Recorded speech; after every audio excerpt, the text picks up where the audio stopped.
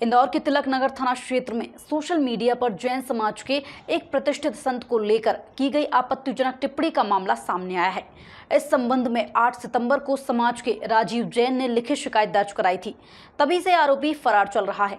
साथ ही पुलिस ने आरोपी की जानकारी देने पर 5,000 रुपए का इनाम भी घोषित किया है।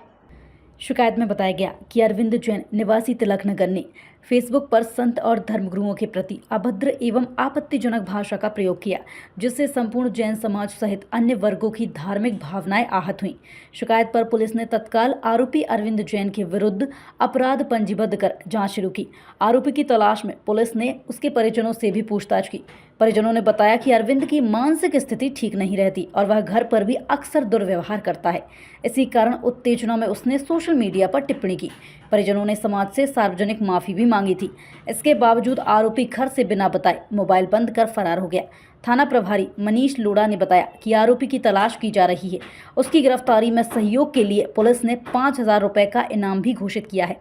यदि कोई नागरिक या परिजन उसकी जानकारी पुलिस को उपलब्ध कराता है तो शासन द्वारा उपयुक्त पुरस्कार भी दिया जाएगा।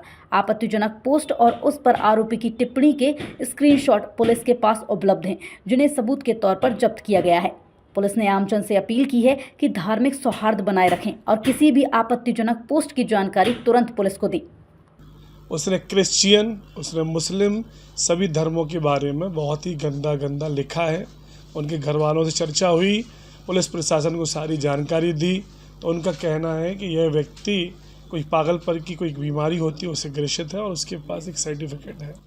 तो मेरा यही कहना था प्रशासन से और उनके परिवार से भी कि अगर ये पागल है तो ये LIC में आज एक पोस्ट पे है जो रिटायरमेंट के बाद भी उसको बढ़ाई गई है। कैसे व्यापार कर रहा है, फेसबुक ID कैसे चला रहा है और घर पे कैसे रह रहा है।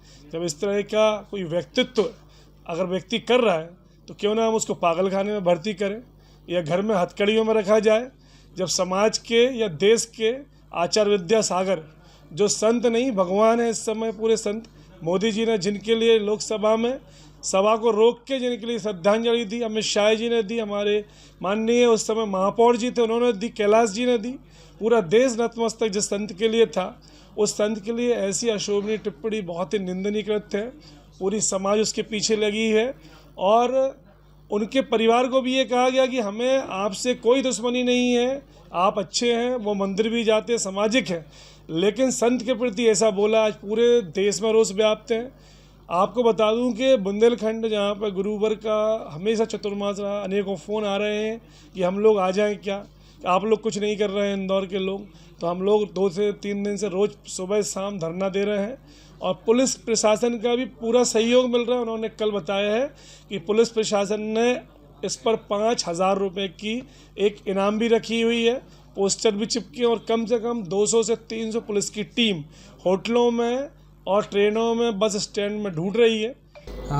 परसों 8 तारीख को राजन जी जैन द्वारा एक शिकायत की गई थी कि उनके ही समाज के एक अरविंद जैन जो निवासी तिलक नगर हैं, उनके द्वारा सोशल मीडिया पे उनके धर्मगुरु और जो जैन मुनि हैं उनके विरुद्ध आपत्तिजनक और अभद्र भाषा का प्रयोग किया गया है, जिससे संपूर्ण जैन समाज का और सभी वर्ग के लोगों का धार्मिक भावनाएं आहत हुई हैं।